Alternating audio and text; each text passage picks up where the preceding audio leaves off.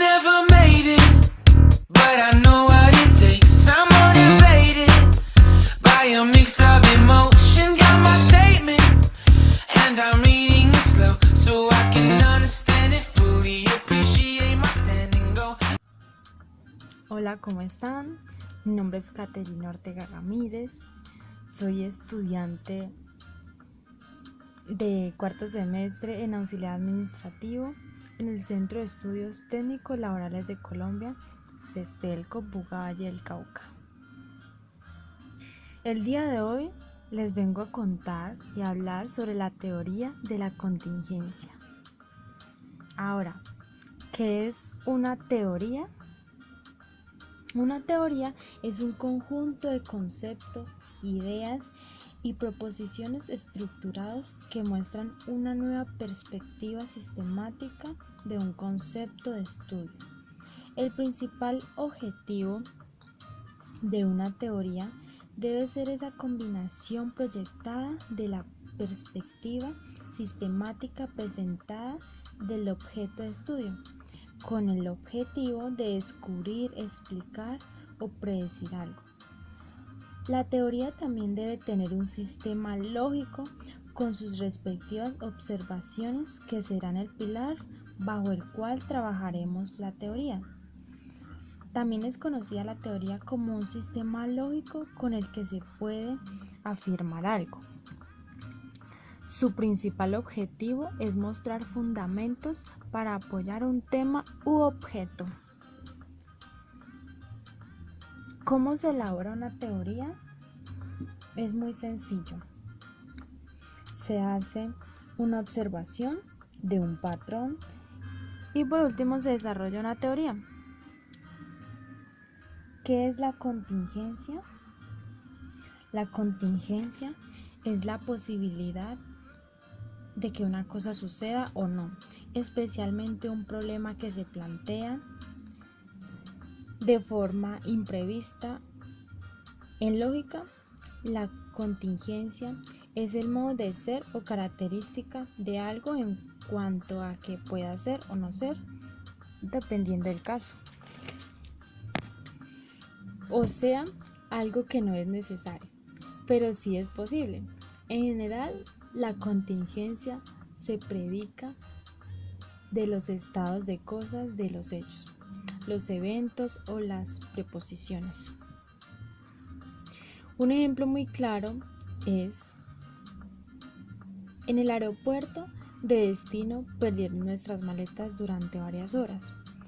Fue una contingencia que nos hizo perder mucho tiempo, o sea que estaríamos diciendo que perder las maletas era algo que no estaba previsto en nuestro plan de viaje. Otro ejemplo sería: el gobierno reaccionó con eficacia ante las contingencias climáticas, o sea que estaríamos diciendo que el gobierno actuó eficazmente entre eventos climáticos imprevistos. Ahora,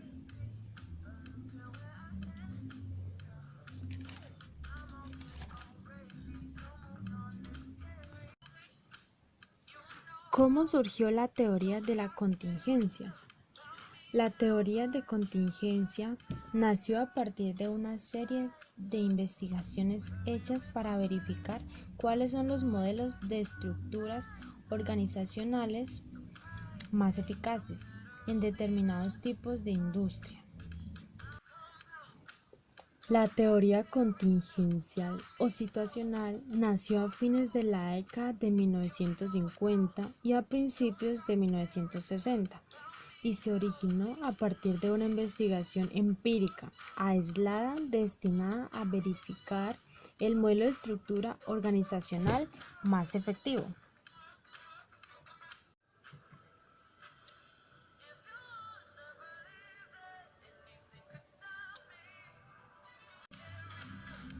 Ahora, ¿en qué se enfoca esta teoría?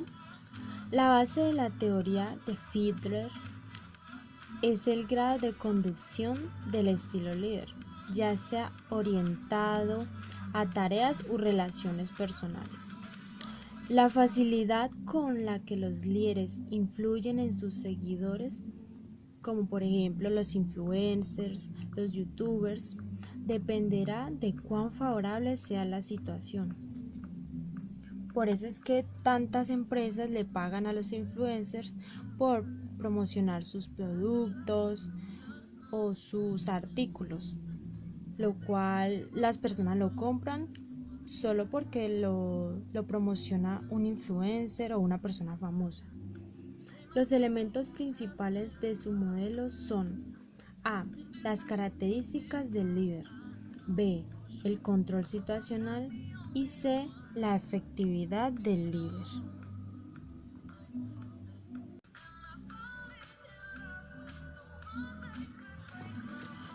Ahora veamos algunas opiniones. Por ejemplo, el señor Skinner dijo: las contingencias son formaciones específicas resultantes. La señora Woodward dijo: las empresas con operaciones estables necesitan estructuras diferentes. El señor Chandler dijo: si la estructura no sigue la estrategia, el resultado final será ineficiencia. Y ahora los señores Lawrence y Lodge dijeron: no existe una única forma de organizar. Al contrario, las organizaciones necesitan ser ajustadas. Por otra parte, el señor Luthans dijo: la administración contingencial hace referencia a las relaciones.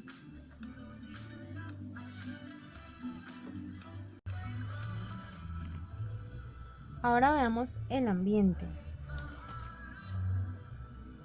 La teoría de contingencia habla de dos aspectos muy importantes que son cómo el ambiente externo y el ambiente interno de las organizaciones, en donde hablamos que el ambiente externo a las condiciones ambientales son independientes y son externos a la organización.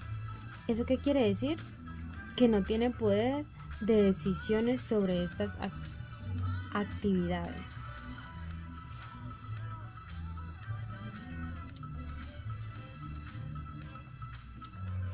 Entre actividades tenemos las políticas, las legales, las económicas, las socioculturales, las demográficas, las ambientales y las tecnológicas.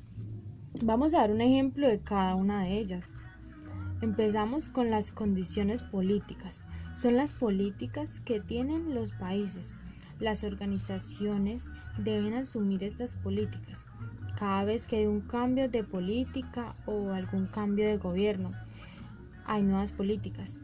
Es muy importante que las organizaciones estén acordes a esas nuevas políticas, con el fin de alinearse con las políticas de un país. Siguen las legales. Son las leyes que rigen ese negocio o esa organización. Las económicas son las condiciones económicas de un país y hablamos de variables macroeconómicas y microeconómicas, y estamos hablando de los factores socioculturales. Cuando hablamos de los factores socioculturales, por ejemplo, son las tasas de desempleo, o estamos hablando de la situación social o de las marchas. Todos estos aspectos, de una u otra manera, permiten que se gestione adecuada o no adecuadamente las organizaciones. Por eso es tan importante que las organizaciones siempre tengan planes A, B y, si es necesario, hasta un plan C que les permita cumplir sus objetivos. Hay unos factores que afectan definitivamente a las organizaciones, que son los factores ambientales. Cuando hablamos de los factores ambientales, estamos hablando de aquellos factores como por ejemplo la lluvia, el sol, en general el clima, que dependiendo de la organización le puede afectar de determinada manera. ¿Eso qué quiere decir? Por ejemplo, no es lo mismo para una persona que vende paraguas cuando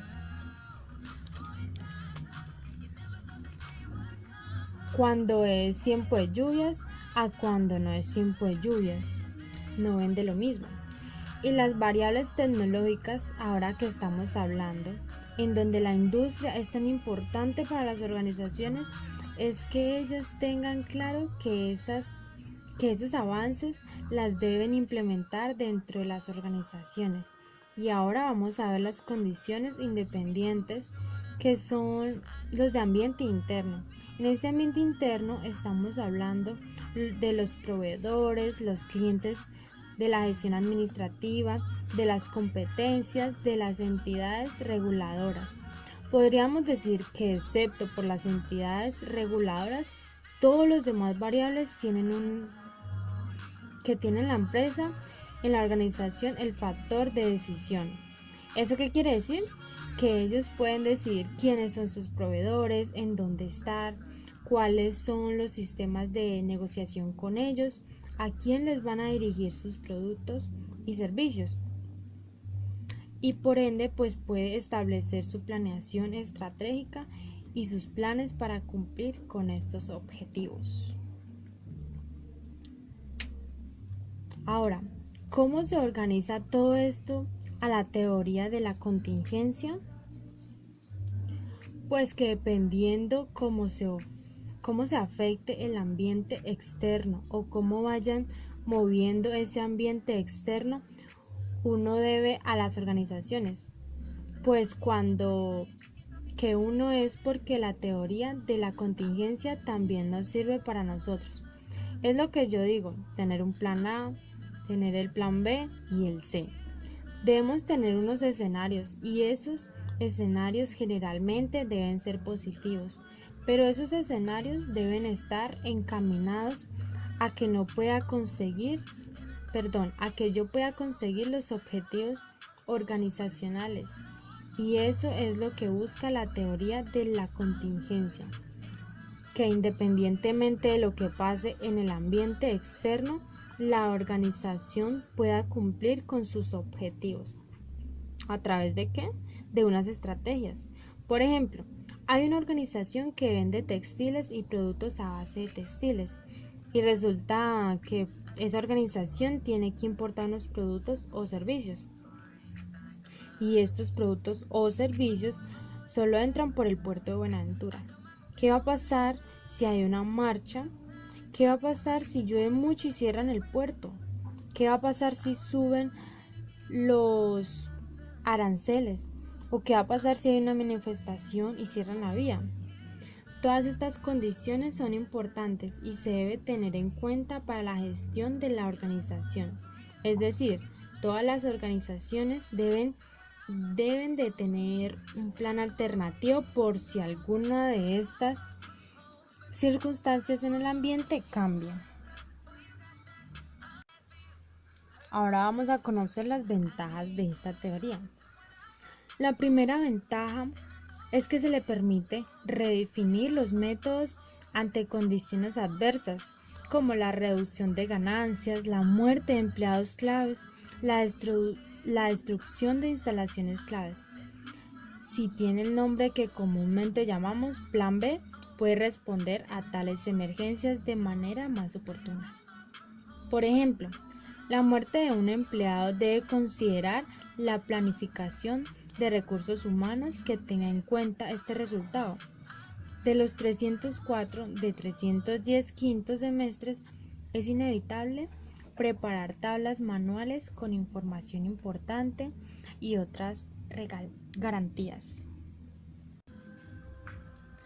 Gracias a estas ventajas puede manejar crisis como desastres naturales, lesiones relacionadas con el trabajo, clientes inseguros e incluso enojados. El desarrollo de guiones para hacer frente a tales crisis puede establecer pautas generales para las actividades de ayuda y apoyo, seguro para activos intangibles, como para marcas registradas y propiedad intelectual, secretos comerciales o programas de computadora. Se recomienda proporcionar no solo soporte legal, sino también material para evitar la pérdida de estos activos. incluido mantenerlos en otro lugar o actualmente en la nube. Es muy recomendable tener toda la información, tenerle una copia de la información en la nube. Otra ventaja es que los planes de contingencia evitan el fraude, el robo y los errores operativos. Se basa en consideraciones legales, contratos de privacidad y gestión de imágenes de la empresa para minimizar posibles escándalos. La última ventaja es que se puede desarrollar procedimientos de calidad para mejorar continuamente el producto o servicio, teniendo en cuenta las innovaciones propuestas por el cliente y los programas de modificación desarrollados por los trabajadores. Ahora les voy a dar 2 ejemplos de empresas que han usado esta teoría. La primera, que todo el mundo la conoce, es Coca-Cola. Coca-Cola es la marca más vendida a nivel mundial y su mayor competidora es Pepsi, que obvio también la conocemos. También es una bebida estadounidense. Entre otras cosas, además del color rojo predominante en sus etiquetas, es reconocida también por su estilizada botella, presentada en el año 1915, cuyo diseño sigue siendo de exclusividad para este producto, en casi todas las formas en las que son ofrecidos. Es una organización orgánica porque administra la estructura jerárquica de cada departamento de la empresa y cubre la organización más amplia del país donde se encuentre la sede de Coca-Cola, aunque cada región o departamento tiene experiencia en trabajadores, el control debe ser personal directo. Otra característica de la organización es que gestiona la planificación de la línea de producción, en cuyo caso es fácil detectar los problemas que surjan. Como todos saben, Coca-Cola es de las mayores empresas alrededor del mundo, es decir, que han sabido implementar la teoría en toda su historia. Otra empresa que ha sabido implementar esta teoría es General Motors. General Motors mantiene un plan de emergencia para las consecuencias del conflicto final en Irak. General Motors es el principal fabricante de automóviles del mundo. Ha desarrollado un plan para reducir los costos de respuestas al impacto del conflicto final en Irak y el aumento de los precios del petróleo que puede afectar al mercado automotriz, lo cual en el presente pues no se tienen esos problemas. El presidente de General Motors, Rick Wagoner, dijo que la compañía multinacional estadounidense ha desarrollado el Plan B para adaptarse a los efectos negativos. Puede deberse a diferentes razones. Qué interesante. Por otro lado, otro ejemplo sería, para poderles hacer el video, yo tuve que contar que tuviera, por ejemplo, Wi-Fi, una computadora donde hacer la presentación, un cuaderno para tomar apuntes, diferentes páginas web de donde extrae información, como por ejemplo Wikipedia y otras similares.